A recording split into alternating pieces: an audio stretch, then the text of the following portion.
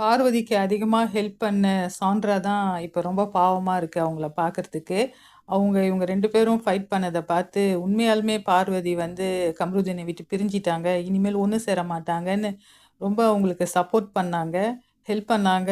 And டிப்ரஷனா இருக்கும்போதெல்லாம் Sandra தான் பார்வதிக்கு ரொம்ப அட்வைஸ்லாம் குடுத்து அவங்கள டேக் கேர் பண்ணாங்க. பட் நேத்துலேருந்து என்ன நடக்குதுன்னா, ஒரு கேமால இவங்க திரும்பி வந்து ஒண்ணு சேர்ந்துட்டாங்க. இவருதீன் சைட்லேருந்து வந்து ஒரு சின்ன என்கரேஜ்மெண்ட் குட் கேமுன்னு சொல்லிட்டு ஹக் பண்ணதும், இந்த ஹக்கும் இந்த சின்ன என்கரேஜ்மெண்ட்டும் பார்வதிய தலைகால் புரியாம மாத்தி, அகைன் இவங்க 2 பேரையும் ஒண்ணு டாஸ்க்ல வின் பண்றதுக்கும், டைட்டில் வின்னர் ஆகுறதுக்கும் கமருதீனும் பார்வதியும் செய்யறது எல்லாம் உலகமகா நடிப்பு.